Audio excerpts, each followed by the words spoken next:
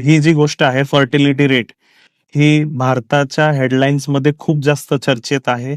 Same गोष्ट अमेरिकेतही चर्चेत आहे आणि सेम गोष्ट बाकीही देशांमध्ये आहेत, की फर्टिलिटी रेट वरती लक्ष द्या, फर्टिलिटी रेट वरती लक्ष द्या.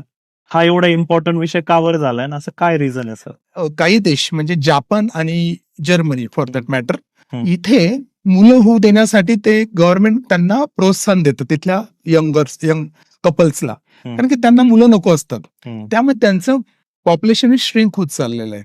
हम्म. आय मीन जापान आणि ऑस्ट्रेलिया असतील किंवा जर्मनी असेल, अनेक देश आहेत असे.